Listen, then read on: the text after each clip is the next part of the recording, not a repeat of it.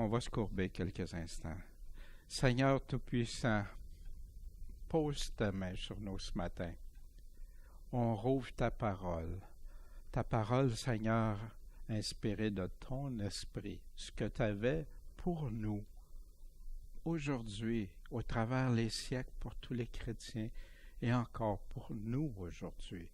Parle-nous, guide-nous, qu'on soit à ton écoute, Seigneur, ce que tu as fait par ton serviteur Paul, inspiré de toi, Seigneur, qu'on le saisisse bien et que ça transforme les choses qu'il a transformées en nous, Seigneur. Oui, nous édifier, nous transformer, nous corriger peut-être, on ne sait pas, Seigneur. Toi, tu le sais. Agis dans nos cœurs. Accompagne-moi, Seigneur, que ce qui sort de ma bouche ne soit jamais contraire à ta volonté, mais qu'au contraire, Seigneur, ça soit conforme. Donne-moi cette grâce, accorde-moi cette grâce, s'il te plaît. Amen. Bien, très brièvement, hein, on se rappelle du chapitre 1, Paul qui dit « Attention, il y a des évangiles qui sont contaminés. Hein? » Puis Paul, la crédibilité de l'évangile est attaquée et la crédibilité de Paul. Fait que Paul répond à la lettre aux Galates, répond à ce qui est en train de se produire pour les églises de Galatie. C'était sérieux, c'était grave. Il ne prenait pas ça à la légère. Puis ça en revenait sous la loi de Moïse ou de Christ. Il y a un choix, mais tu ne peux pas avoir les deux. Puis, Paul qui valide. Puis, il reprend Pierre, qui est en train de judaïser, puis d'influencer d'autres à judaïser. Le même Pierre auquel le Seigneur a dit « Paix, mes agneaux », est en train de s'égarer, puis d'entraîner d'autres par la crainte des hommes.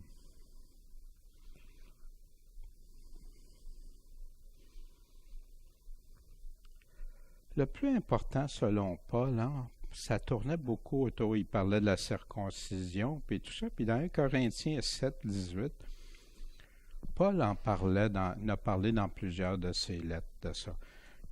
Mais ici, il dit, quelqu'un a-t-il été appelé étant circoncis? Ben, qui demeure circoncis. T'as-tu été appelé étant incirconcis? Ben, il ne faut pas te faire circoncire. La circoncision devant Dieu, c'est rien maintenant. L'incirconcision n'est rien. Mais quoi qui est le plus important selon Paul? L'observation des commandements de Dieu est tout. C'est spécial, hein? Fait que Paul est-il contre obéir au Seigneur? Est-ce que Paul est en train de dire parce que non? Suivre Dieu a toujours été prêché par Paul. Fait que la fin du verset, justement, que Michel m'a fait remarquer la semaine dernière, que j'avais pas conclu avec le verset 21.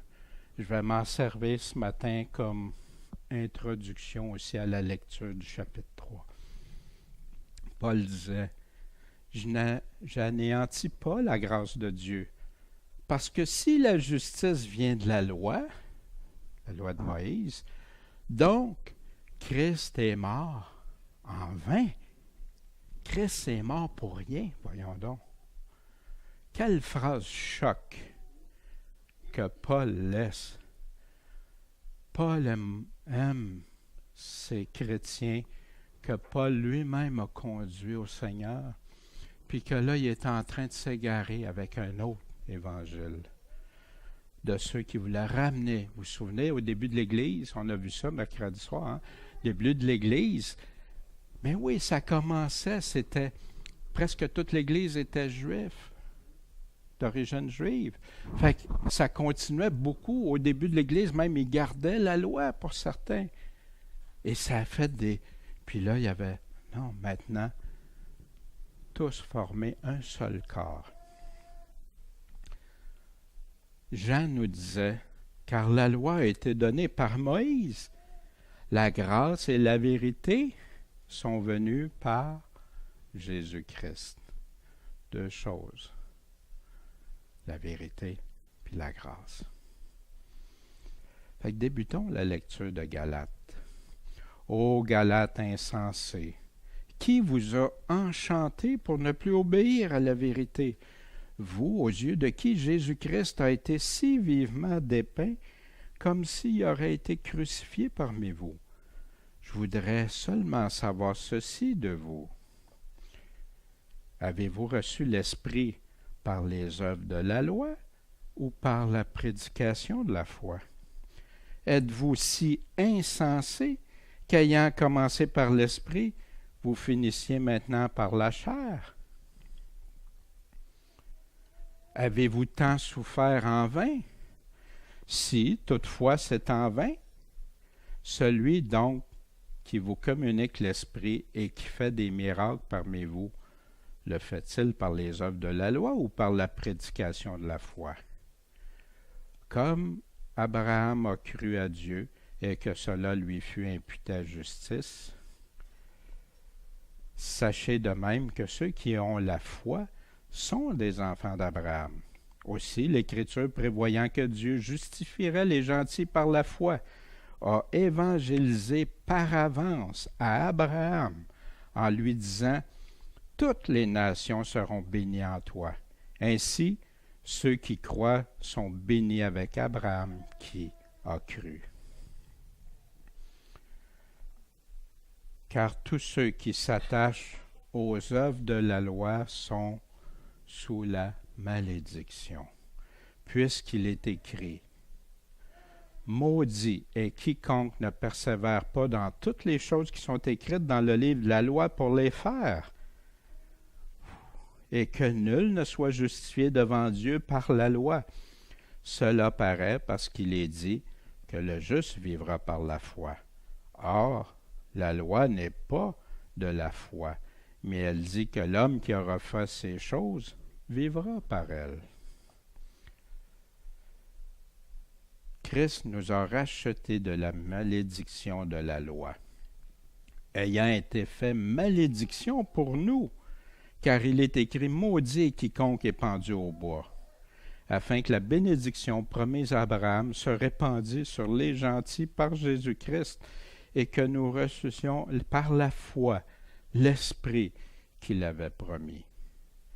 Mes frères, je parle selon l'usage des hommes. Lorsqu'un contrat a été confirmé par un homme, personne ne le casse ni y ajoute rien. Or, les promesses ont été faites à Abraham et à sa postérité. Il ne dit pas « et à ses postérités » comme s'il eût parlé de plusieurs, mais il dit comme parlant d'une seule postérité. Et à ta postérité qui est Christ. Voici donc ce que je dis, que l'alliance que Dieu a auparavant confirmée en Jésus-Christ n'a pu être annulée, ni la promesse abolie par la loi, qui n'est venue que 430 ans après. Car si l'héritage est donné par la loi, il n'est plus par la promesse. Or, Dieu l'a donné à Abraham par la promesse. Donc, à quoi sert la loi? Elle a été ajoutée à la promesse à cause des transgressions jusqu'à la venue de la postérité à qui la promesse a été faite. Et elle fut donnée par les anges et par l'entremise d'un médiateur. Or, le médiateur ne l'est pas d'un seul, mais il n'y a qu'un seul Dieu. Donc, la loi est-elle contraire aux promesses de Dieu? Nullement. Parce que si la loi qui a été donnée eût pu donner la vie, la justice viendrait véritablement par la loi. Mais l'Écriture a tout renfermé dans le péché, afin que ce qui avait été promis fût donné par la foi en Jésus-Christ à ceux qui croient. Or, avant que la foi vienne, Nous étions comme renfermés sous la garde de la loi en attendant la foi qui devait être révélée. Ainsi, la loi a été notre conducteur pour nous amener à Christ, afin que nous soyons justifiés par la foi. Mais la foi étant venue, nous ne sommes plus sous ce conducteur, car vous êtes tous enfants de Dieu par la foi en Jésus-Christ. Car vous tous qui avez été baptisés en Christ, vous êtes revêtus de Christ. Il n'y a plus ni de Juifs, ni de Grecs, il n'y a plus d'esclaves, ni de libres, il n'y a plus d'hommes, ni de femmes, car vous n'êtes tous qu'un en Jésus-Christ. Que si vous êtes à Christ, vous êtes donc la postérité d'Abraham et les héritiers selon la promesse.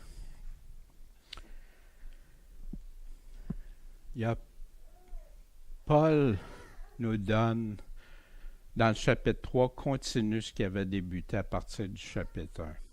Voyez-vous que la loi est centrale. Excusez. La foi puis la loi est centrale dans tout ça. Donc on va débuter maintenant, on va le regarder, ce texte-là, ensemble. Ô Galates insensés! Quel mot, hein? Je sais pas si... Ô Québécois insensés! Hein? Ça nous fait quoi? Hein? Ô Galates insensés! C'est-tu parce que Paul a un mauvais comportement envers eux? Non. Paul les aime et il veut attirer leur attention. Qui vous a enchanté pour ne plus obéir à la vérité? Vous, aux yeux de qui Jésus-Christ a été si vivement dépeint comme s'il aurait été crucifié parmi vous. Paul avait prêché Christ. Puis c'est pour ça qu'il peut dire ça, comme si Christ aurait été crucifié devant vous autres. Tellement Paul l'a amené avec l'efficace de l'Évangile, mais centré sur Christ, pas sur Paul. Pour qui vous enchantez pour ne plus obéir à la vérité? C'est un thème qui revient dans cette lettre-là, du début à la fin. Exemple dans Galates 1,6, je m'étonne que vous abandonniez si promptement celui qui vous avait appelé à la grâce de Christ pour passer à un autre évangile. Au chapitre 5, puis il y a d'autres endroits, mais j'ai pris Galates 5, 7, vous courriez bien. Qui vous a arrêté pour que vous n'obéissiez plus à la vérité? Cette suggestion ne vient pas de celui qui vous appelle. C'est pas Dieu qui fait ça, c'est pas le Seigneur. Paul revenait constamment dans pratiquement toutes ses lettres. Vous vous souvenez dans 2 Corinthiens 11.3, mais je crains que comme le serpent a séduit Ève par sa ruse, vos pensées ne se corrompent aussi en se détournant de la simplicité qui est en Christ. Vous vous souvenez de quoi qu'il parlait? Un autre évangile, un autre esprit, un autre Jésus. Car de tels hommes sont de faux apôtres, des ouvriers trompeurs qui se déguisent en apôtres de Christ. Quel dégât! Galates, je voudrais seulement savoir ceci de vous. Avez-vous reçu l'Esprit par les œuvres de la loi ou par la prédication de la foi? Êtes-vous si insensé qu'ayant commencé par l'Esprit, vous finissiez maintenant par la chair? Paul leur a prêché l'Évangile. Ils se sont repentis, ils se sont convertis, ils ont reçu l'Esprit. Puis là, ils veulent terminer ça en retournant sous la loi de Moïse. Ils veulent finir par la chair. Avez-vous tant souffert en vain? Parce que, vous savez, puis c'est un thème qui revient souvent dans les lettres de Paul, la souffrance, les Thessaloniciens, Galates, Colossiens, etc. Et Philippiens. Il parle des souffrances parce qu'accepter Christ voulait dire que tu acceptais d'être persécuté. Tu acceptais de mourir, de te faire rejeter par ceux que tu aimais, de te faire rejeter par les chefs religieux, de te faire rejeter partout. Avez-vous tant souffert en vain? Si toutefois c'est en vain. Ça revient aux Galates. Puis c'est pour ça qu'il leur explique ça. Puis il les amène. Avez-vous passé au travers tout ça pour rien? Si c'est en vain, mais là tu choisis. Puis il va donner les réponses. Celui donc qui vous communique l'Esprit et qui fait des miracles parmi vous, le fait-il par les œuvres de la loi ou par la prédication de la foi? Comme Abraham a cru à Dieu, puis que cela lui fut imputé à justice. Abraham, en passant, on avait vu ça. Qu'est-ce qui est arrivé à Abraham quand il a cru à Dieu? Qu'est-ce qu'Abraham a fait qui a démontré qu'il avait cru à Dieu? Il était prêt à sacrifier son fils, son propre fils. Il a cru à Dieu. Malgré tout ce que ça pouvait venir le chercher dans le fond de son âme, il était prêt. Il croyait en Dieu. Sachez de même que ceux qui ont la foi sont des enfants d'Abraham. Aussi, l'Écriture, prévoyant que Dieu justifierait les gentils par la foi, a évangélisé par avance à Abraham. Évangélisé. Toutes les nations seront bénies en toi. Fait que l'Évangile, là, c'est l'ensemble, c'est pas juste une partie, c'est vraiment l'ensemble. Et même dans Abraham a évangélisé. Noé qui était prédicateur de la foi, de justice. Puis où Dieu disait ça? Il y a plusieurs endroits dans l'Ancien Testament, mais dans Genèse 22, 18. Et toutes les nations de la terre seront bénies en ta postérité. Pourquoi? Remarquez ici, parce que tu as obéi à ma voix. Tu as eu la foi, Abraham, tu as obéi à ma voix. Pas celle des hommes, pas celle des autres, pas celle de ton cœur.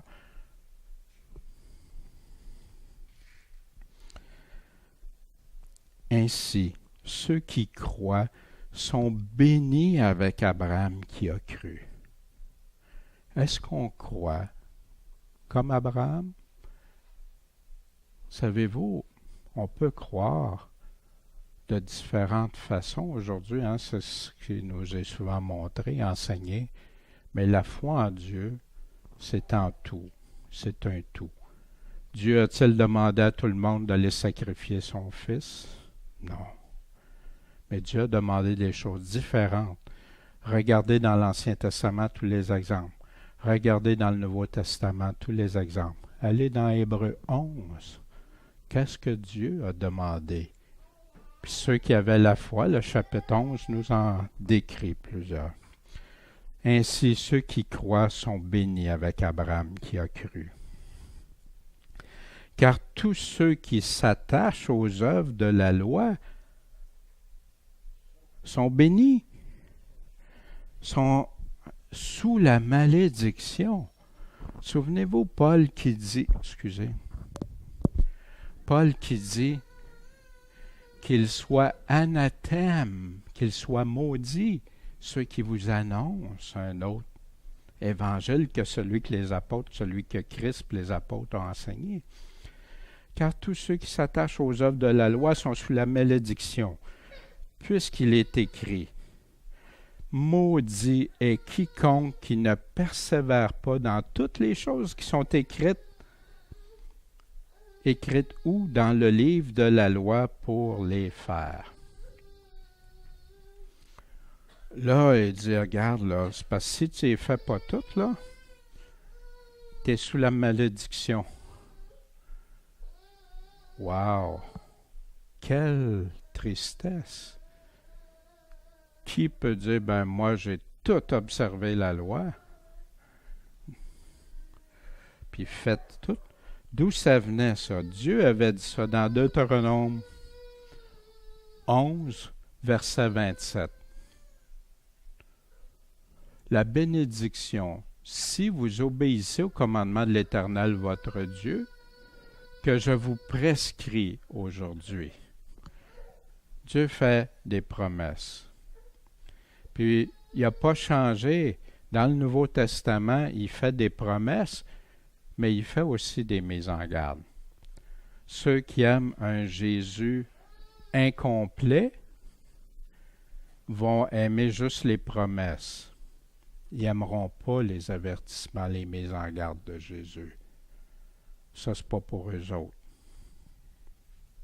Mais Dieu, Jésus a fait des promesses et des mises en garde aussi.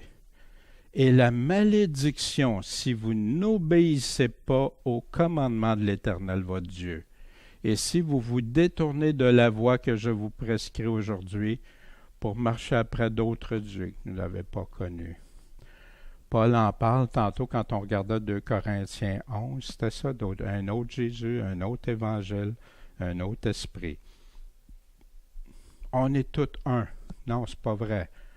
Ils sont un, ceux qui croient au vrai Jésus, en entier, le vrai Jésus. Ceux qui croient à tout l'évangile que Christ et ses apôtres ont donné, puis ceux qui n'ont pas un autre esprit qui les emmène ailleurs. Il n'y a pas de problème. Mais si ce n'est pas le même, tu vas vers d'autres dieux. C'est pour ça que Paul pouvait dire que ceux qui font ça, qu'ils soient anathèmes. La loi ou la foi. Hébreux 7, verset 18. Ainsi, la première ordonnance a été abolie à cause de sa faiblesse et de son inutilité. Maintenant, c'est aboli. Ça l'a servi un temps, mais là, c'est fini. Car la loi n'a rien amené à la perfection, mais à une meilleure espérance par laquelle nous nous approchons de Dieu, a été mise en place. À sa place. Merci. C'est plus la loi de Moïse. Dans Acte 13, 39, et que c'est par lui que tous ceux qui croient sont justifiés de toutes les choses dont vous n'avez pas pu être justifiés par la loi de Moïse. Comment tu peux être justifié devant Dieu par la loi de Moïse? Non, puis Paul va revenir sur ça. Il va nous expliquer pourquoi. C'est impossible. Si tu veux retourner sous la loi de Moïse, là, puis tu ne fais pas tout exactement, là, si tu cours à ta perte, tu t'en vas à perdition. En quoi placer ton espérance sinon qu'en Christ? Puis, croire aujourd'hui, c'est toujours le problème qui guette les chrétiens, c'est que croire pour plusieurs, ça va être juste de croire les parties qui vont leur faire du bien, qui vont les satisfaire. Mais ils ne croiront pas les autres paroles. Ben, comment tu peux dire, je choisis qu'est-ce que Jésus dit, puis je retiens juste qu'est-ce que Jésus dit, puis je rejette les autres qui ne m'intéressent pas. Triste. Croire. Et que nul ne soit justifié devant Dieu par la loi, toujours la loi de Moïse. Cela paraît parce qu'il est dit que le juste va vivre comment? Par la foi. Paul prend ça de citation de l'Ancien Testament qui vient d'Habacuc 2.2 et suivant. Et l'Éternel me répondit et dit, écris la vision et grave-la sur des tablettes afin qu'on la lise couramment.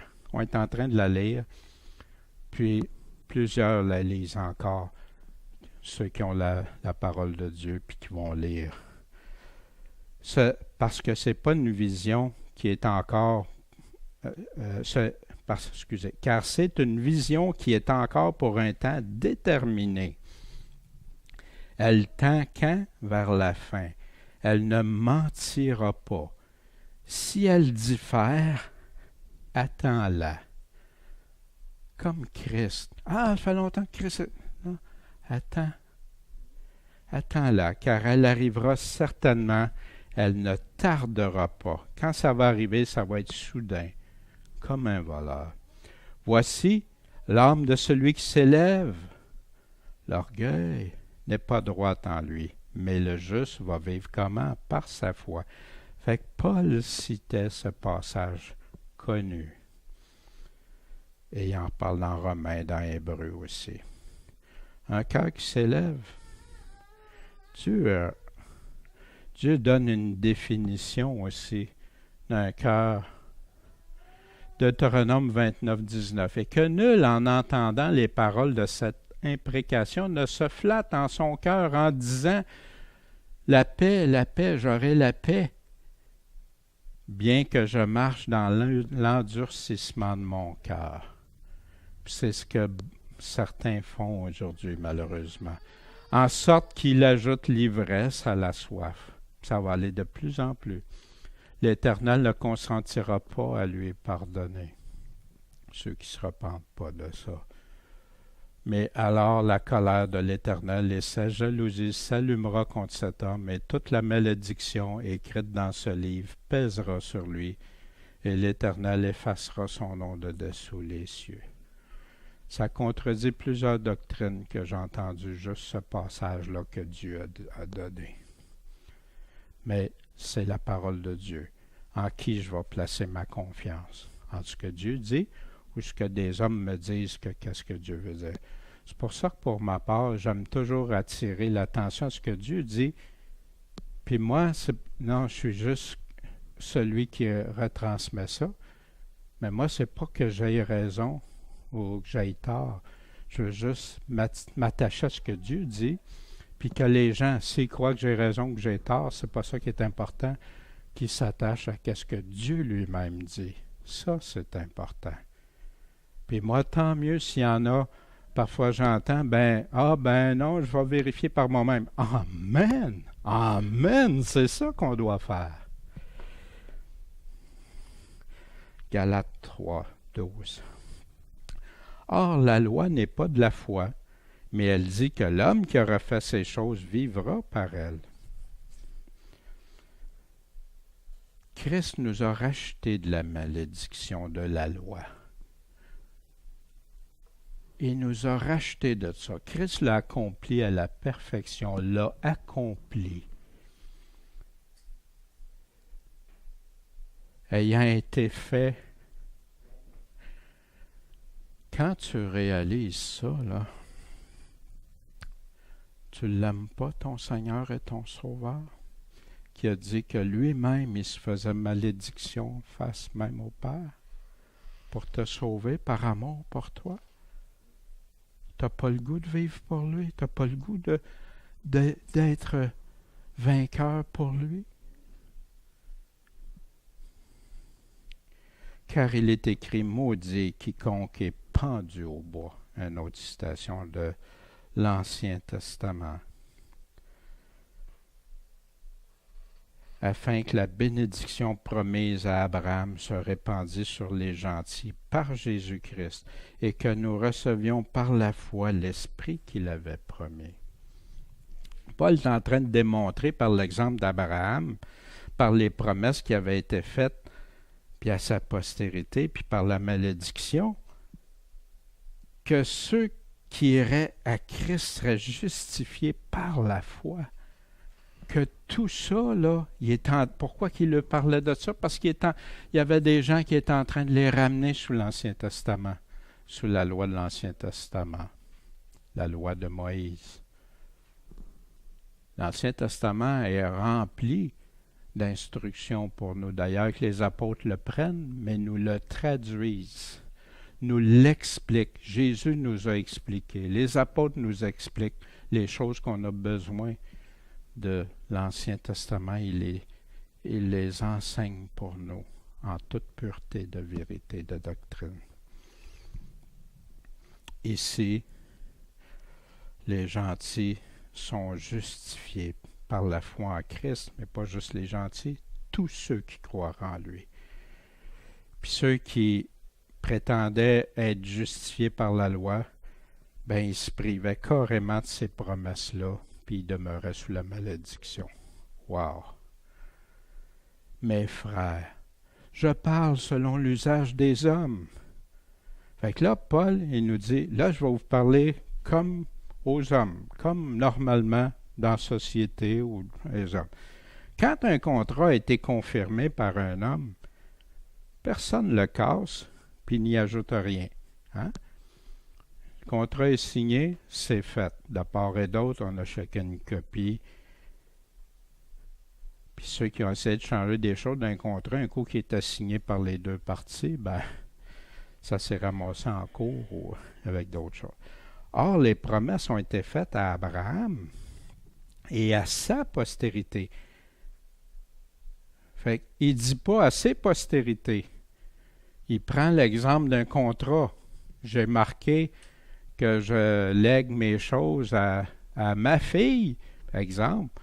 C'est pas écrit à mes filles, c'est à ma fille particulière, voyez-vous? Ça fait différent, hein? Mais qui peut changer le contrat? Non. Fait que pour ça que je prends un exemple comme ça, mais qui ramène ça à sa postérité. Mais il dit comme parlant d'une seule, il n'a pas parlé à plusieurs. Et à ta postérité, puis quelle est sa postérité, Abraham? Christ. Ta postérité, Christ. Fait que les nations vont être bénies en qui? En Christ. Après ça, si tu deviens enfant de Dieu, à partir de la foi d'Abraham, ben oui, tu vas faire partie, mais c'est juste en Christ. Si tu n'as pas Christ, oublie ça. Voici donc ce que je dis. Que l'alliance que Dieu a auparavant confirmée à Jésus-Christ n'a pas pu être annulée, ni la promesse abolie par la loi qui est venue que 430 ans après. La foi d'Abraham, l'entente, la promesse que Dieu y avait faite, il n'était même pas question de la loi, elle n'existait pas, elle n'était pas là. Puis c'est triste parce qu'il y a des dénominations, des sectes qui utilisent ça. Ils retournent sous la loi de l'Ancien Testament, sous la loi de Moïse. Les aliments, les jours, des commandements qui mettent en valeur comme s'ils sont plus importants que d'autres. Paul est en train de parler de ça. Il en parle aux Colossiens, il en parle à toutes les églises. Cette loi-là est arrivée, la loi que Moïse a écrite 430 ans après. En passant, en parlant de loi de Moïse, vous savez que dans les auteurs des textes, des nouveaux textes grecs, il y en a dans ça qui ne croient pas que c'est Moïse qui a écrit la loi. Mais savez-vous quoi? Puis ils se disent croyants, mais ils rejettent Christ parce que Christ lui-même dit Moïse a écrit dans la loi. Puis ça, les gens se fient sur des personnes. C'est triste. Tu rejettes les paroles même de Christ pour ton opinion.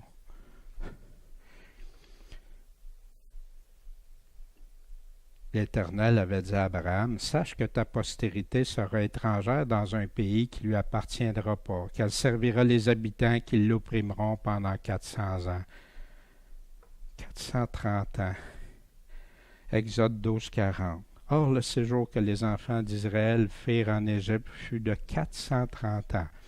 Il arriva donc au bout de 430 ans, il arriva en ce même jour que toutes les armées de l'Éternel sortirent du pays d'Égypte.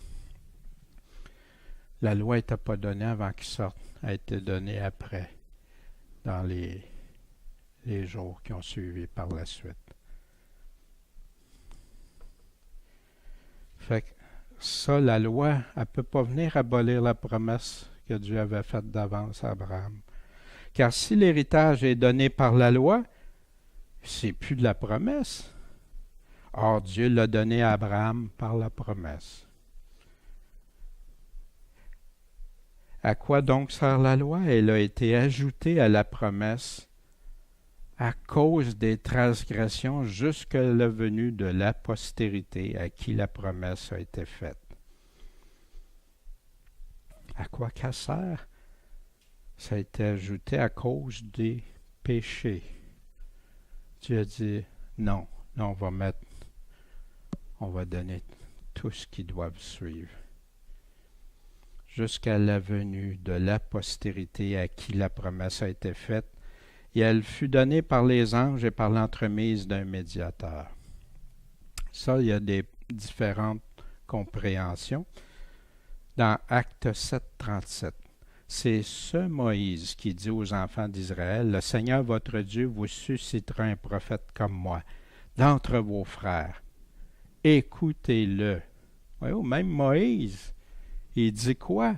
C'est plus Moïse. Écoutez-le. Le Seigneur Dieu Tout-Puissant a dit, « Celui-ci est mon Fils bien-aimé.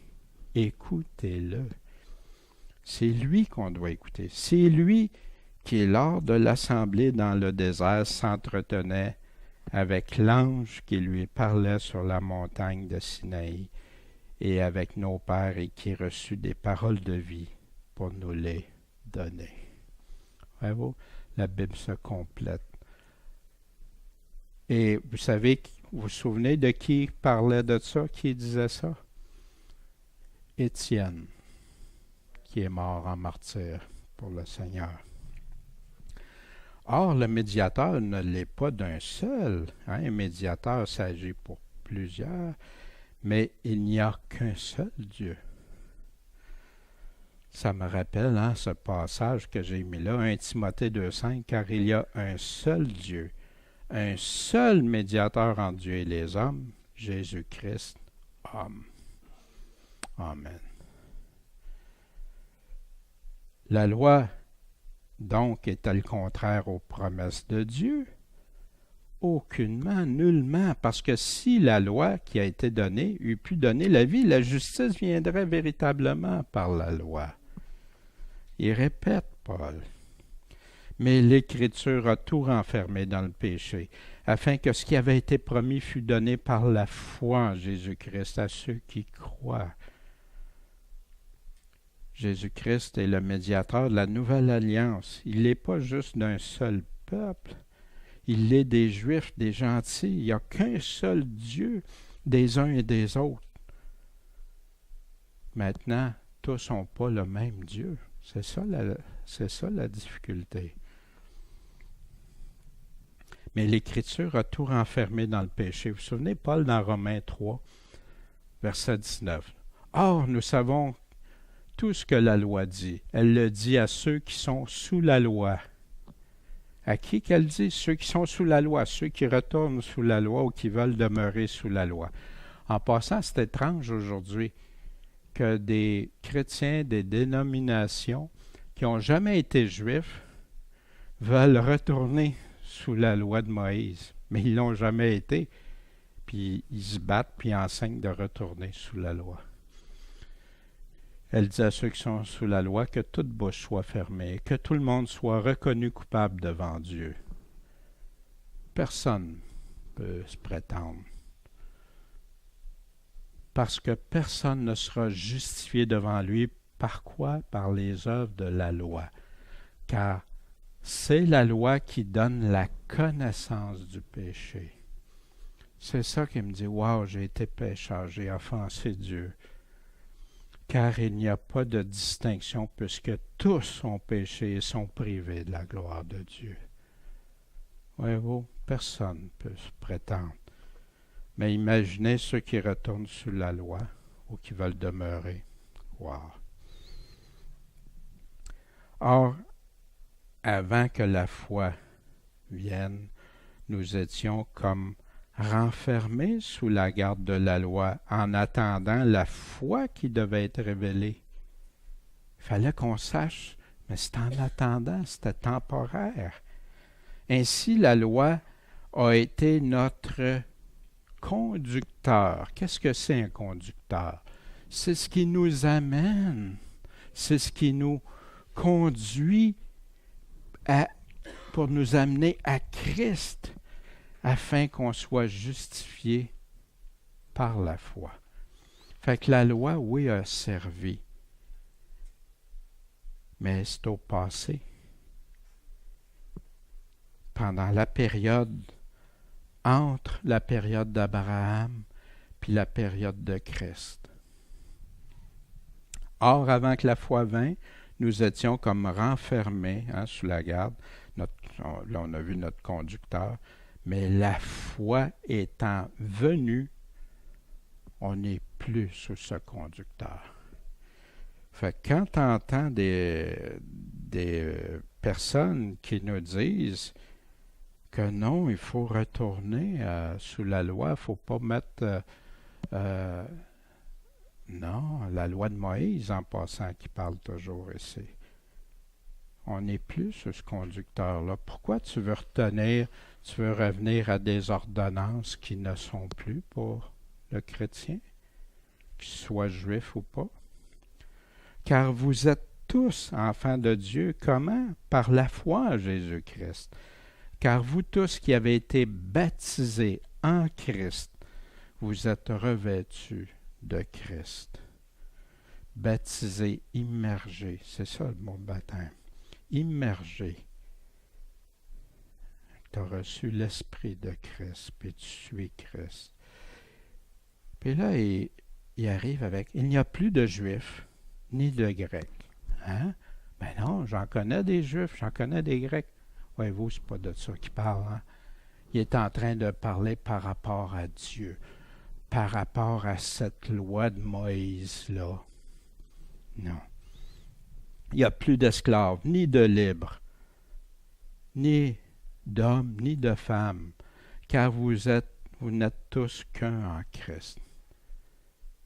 Parle aux Galates, là. Non, là.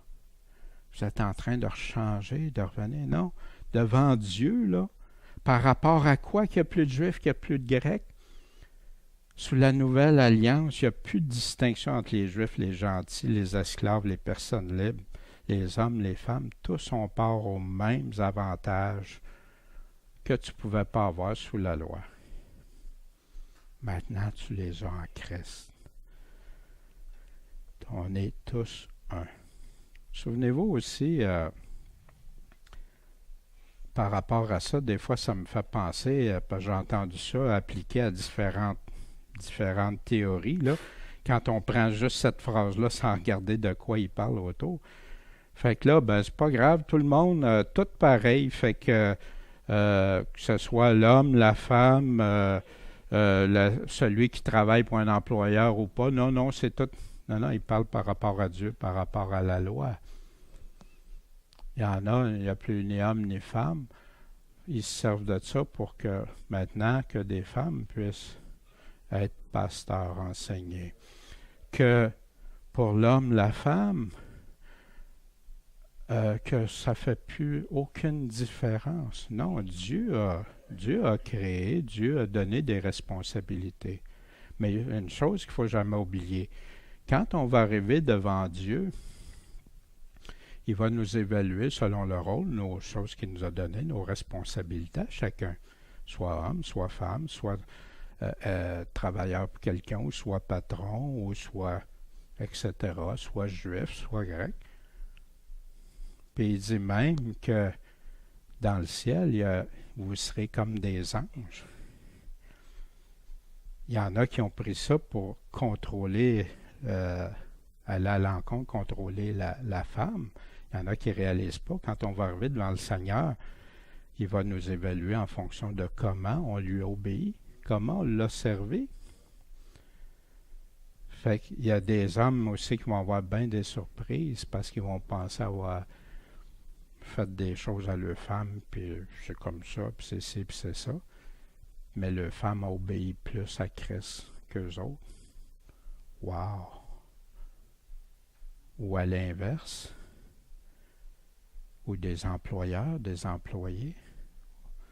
Fait qu'on ne peut pas se servir de ce passage-là ici pour dire que non, on a une responsabilité.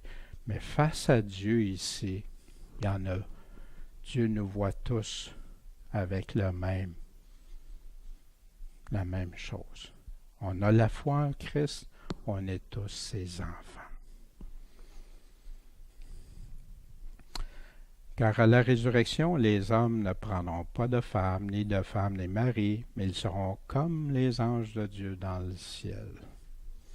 Moi, ça me fait réfléchir, ça. Puis, les enfants de ce siècle se marient, donnent en mariage, mais ceux qui seront jugés dignes d'avoir part au siècle à venir et à la résurrection des morts ne se marieront ni ne donneront en mariage, car ils ne pourront non plus mourir, parce qu'ils seront semblables aux anges, et qu'ils seront enfants de Dieu, étant enfants de la résurrection.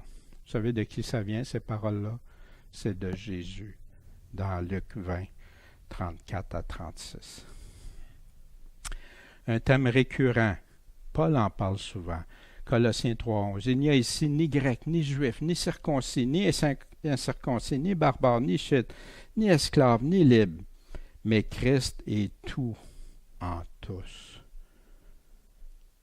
Dans Corinthiens 12.13, car nous avons tous été baptisés, comment? Par un même esprit. Je vous parlais tantôt, immergés, baptisés. Baptisés comment? Par un même esprit, pour être un seul corps, soit juif, soit grec, soit esclave, soit libre. Et nous avons tous été abreuvés d'un même esprit. Pour ceux, bien sûr, qui croient au seul esprit de Dieu, pas plusieurs esprits, mais oui, au même évangile, au même Jésus, ben oui. Éphésiens 3.6, savoir que les gentils sont co-héritiers et qu'ils font un même corps et qu'ils participent à sa promesse en Christ par. Comment? Par l'Évangile. Dans Romains 10, car il n'y a pas de distinction entre le juif et le grec, parce que tous ont un même Seigneur qui est riche pour tous ceux qui l'invoquent. Car quiconque invoquera le nom du Seigneur sera sauvé. Mais comment est-ce qu'ils vont l'invoquer, celui auquel ils n'ont pas cru? Et comment ils vont croire en celui qu'ils n'ont pas entendu parler? Et comment entendront-ils parler s'il n'y a pas quelqu'un qui prêche? Puis vous savez, c'est là qu'il nous arrive après quoi? La foi vient de ce qu'on entend, mais ce qu'on entend vient d'où? La parole de Dieu. Fait que si ta foi est basée seulement et uniquement sur la parole de Dieu, amen. Mais si ta foi est basée sur la parole des fois puis autre chose, c'est ça que Paul est en train de confronter aux Galates. Puis même, ils servent des paroles de Dieu, mais de l'Ancien Testament. Voyez-vous, la loi de Moïse. Ça ne marche pas. Que si vous êtes à Christ, vous êtes donc la postérité d'Abraham et les héritiers selon la promesse. Que si vous êtes à Christ. Amen. Dieu avait donné cette loi par le ministère de Moïse, qui a été le médiateur entre Dieu et le peuple pour retenir les Israélites dans leur devoir que Dieu leur avait donné en attendant que Jésus-Christ vienne, puis se préparer à recevoir la grâce qui devait tous les rendre enfants de Dieu. Autant les Juifs que les gentils, comme il avait fait la promesse à Abraham. Jésus disait, non seulement pour la nation, mais aussi pour rassembler en un seul corps les enfants de Dieu dispersés. Toute nation qui croirait en Jésus-Christ, qui se confierait en lui, qui croirait ce qu'il nous dit, qui ferait ce qu'il nous dit. Amen. Amen. Réflexion qui nous provient là, ça c'est une copie d'une vieux Nouveau Testament des années 1700. Comme j'aime regarder, c'est sûr que ça va toujours être la parole de Paul ou de Jésus ou des apôtres qui vont... Mais je trouve qu'il a très souvent des réflexions très à propos. On a à considérer sur ce chapitre que c'est une grande folie et un aveuglement extrême de se détourner de la vérité après l'avoir connue et de mal finir après avoir bien commencé. C'est triste Il y en a beaucoup qui séduisent les âmes mal affermis dans la parole de Dieu. Ils ne sont pas fermes encore, puis ils les séduisent, puis ils les emmènent ailleurs. Heureusement, il y en a plusieurs qui se réveillent et qui disent, non, moi c'est Christ que je veux entendre, c'est les apôtres. Que les dons miraculeux du Saint-Esprit qui furent communiqués aux premiers chrétiens prouvent la divinité de la doctrine qu'ils avaient embrasée. Paul avait communiqué la prédication de la foi, puis de son excellence par-dessus la loi. Il faut faire attention aux preuves que Paul allègue pour montrer que c'est par la foi en Jésus-Christ que les hommes sont justifiés et qui sont prises de l'exemple d'Abraham, des promesses que Dieu lui avait faites, de la malédiction que la loi dénonçait aux Israélites et du temps auquel la loi avait été donnée. La manière dont il raisonne sur ce sujet fait voir qu'il avait reçu de Dieu des lumières extraordinaires. Paul expliquait. Maintenant, c'est triste parce que, comme Pierre dit, il y en a plusieurs qui ont pris les paroles de Paul pour les tordre. Cela doit aussi nous faire reconnaître la vérité de sa doctrine, puisqu'on en trouve des preuves si solides dans la loi même et dans l'alliance que Dieu avait traitée avec Abraham. On peut se fier à 100% ce que Dieu a promis. Enfin, la sagesse et la bonté de Dieu paraissent d'une manière très sensible en ce qu'il avait donné la loi pour réprimer le péché et pour ramener les hommes à Jésus-Christ en attendant que le temps soit venu, auquel il les recevrait tous dans son alliance, autant les Juifs que les païens. Reconnaissons par là qu'ayant le bonheur de vivre dans ces temps heureux et qu'étant devenus les enfants, les héritiers de Dieu par la foi en Jésus-Christ, nous sommes obligés de lui rendre une obéissance sincère et filiale et d'accomplir les devoirs auxquels nous engage l'Alliance de grâce. Aujourd'hui, là, tu ne verras plus des choses comme nous sommes obligés, nous sommes engagés, nous sommes non. C'est trop dur, les gens n'aiment pas ça. Pourtant, Jésus a dit des phrases. Si tu n'es pas prête, tu ne peux pas être mon disciple. Pour plusieurs choses qui vont, c'est une obligation et non un souhait ou un si ça me tente, d'accomplir les devoirs auxquels nous engage l'Alliance de la grâce. C'est un engagement dans lequel nous avons été reçus. C'est une grâce que Dieu nous a faite. Aujourd'hui, on essaie d'expliquer la grâce en théologie, faire dire des affaires que Paul n'a jamais dit. C'est grâce à Dieu qu'on est sauvé. C'est son don de grâce. Sans sa grâce, c'est grâce à lui qu'on peut arriver à Christ et être sauvé. Pourquoi Paul appelle-t-il au bon sens? Vous remarquez, Paul, dans plusieurs lettres, il ramène au sens.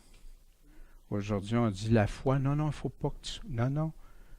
Et tester, vérifier, sonder. Dieu nous appelle avec notre intelligence, nous a donné une intelligence, mais que notre intelligence ne nous conduise pas ailleurs que qu'est-ce que Christ nous a dit.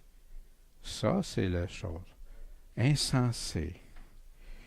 Que se passe-t-il quand un chrétien devient insensé? Il est amené à tout vent de doctrine, les siennes comme celles des autres. La foi nous fait-elle rejeter notre bon sens? Ou au contraire, Dieu, donne-moi le sens de méditer, de comprendre ta parole. Quel genre de Dieu serait un Dieu qui me donne des directives, mais tout mêlé que je ne les comprenne pas, puis qui me dit après, ben Daniel, je vais te juger, je vais t'évaluer selon ce que j'ai dit. Ça ne marche pas. Puis tu peux dire à la personne, mais tu es un Dieu juste. Voyez-vous, il y a de quoi qui est. Non. Quand tu crois en Dieu, tu crois ce que tu dis, puis tu as besoin de lui. Seigneur, guide-moi, éclaire-moi. Comment qu'on peut arriver avec une 10-12 interprétations différentes? C'est impossible. Puis tout est vrai? Impossible.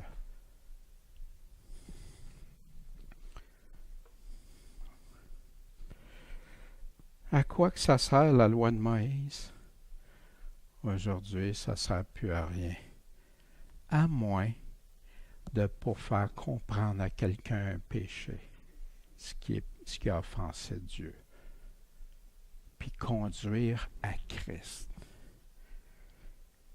Es-tu de la postérité d'Abraham ou de Moïse? Pour Dieu, est-ce qu'il y a une différence que tu sois juif ou non? Homme ou femme, employé ou patron?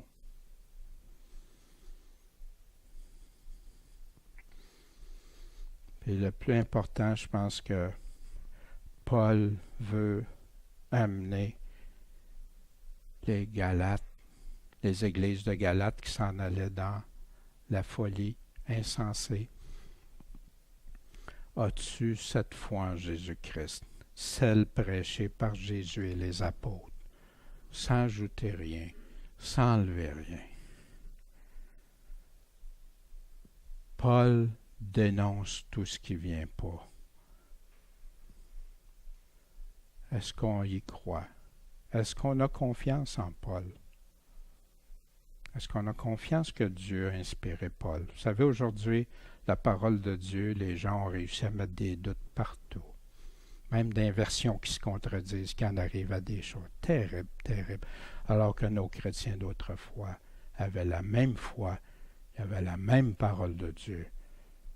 Puis c'est ça qui a fait qu'il y a eu plein de missions au pays, partout dans le monde, qui a fait que des chrétiens ont donné leur vie, que des chrétiens étaient prêts à mourir pour Christ. Aujourd'hui, on est rendu beaucoup plus loin, beaucoup mieux, hein? Chrétiens qui sont prêts à vivre dans le péché, des chrétiens qui sont prêts à se contredire, à faire plein de choses. Alors que le Seigneur dit vers la fin, c'est l'apostasie. On va continuer. Dans Galates, vous allez voir, restez pour les prochains chapitres. On va faire la distinction, la loi de Moïse, de quoi Paul est en train de parler, de quoi qui parle la foi en Christ. Il nous donne tout ça dans les 6 chapitres. Le problème, c'est que les gens les séparent tous les bouts de phrases. Puis vous allez voir que quand il parle, ce qui était abominable à Dieu avant est encore abominable à Dieu qui ne change pas. Mais de vouloir te sauver par les œuvres de la loi, c'est une autre histoire. Avec Seigneur Tout-Puissant, merci de ta parole. Puisses-tu nous donner la sagesse de bien comprendre. Guide ceux, Seigneur, que même j'aurais pu ébranler ou qui vont écouter ou que ça peut les sortir d'une zone de confort ou même qui réagissent. Seigneur, toi parle-leur, accompagne-les, puis toi tu as raison. Puis Seigneur, si on a des choses à comprendre davantage, tu es celui à qui on doit demander. Tu es tu es notre médiateur, Seigneur, et c'est à toi qu'on va. En ton saint nom, Jésus-Christ. Amen.